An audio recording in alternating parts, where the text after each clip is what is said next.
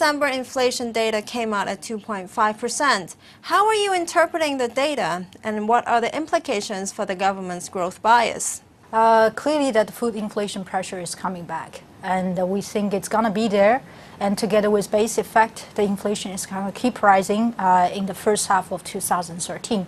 So that basically means the monetary policy makers may have to focus more on inflation.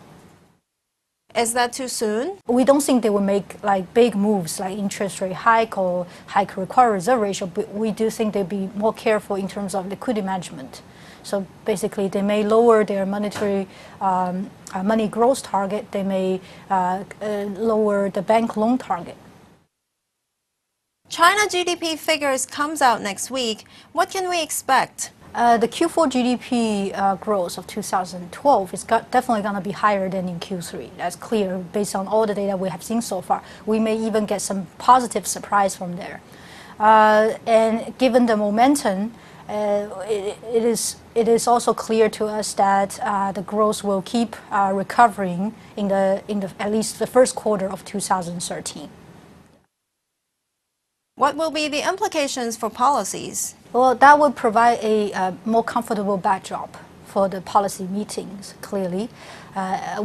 We think the most important thing is that we all know that China needs to reform, big change, structural change, difficult decisions.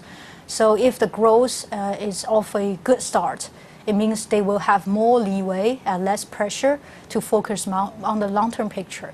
So we do think that at the March meeting, it would be interesting to see what are the concrete reform moves that the policymakers will make this year. Given the economic data we've seen coming from China, what is the outlook of the offshore yuan?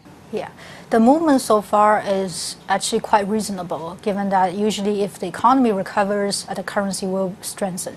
And this is exactly what we see at the moment. And the pattern we had in the past 2 years is that every time the yuan starts to strengthen, there will be a lot of interest in offshore investment vehicles like the bond, CNH bond, and things like that. So we think, yeah, it may actually bring another round of small increase in the interest there, which definitely gonna help the offshore yuan market development.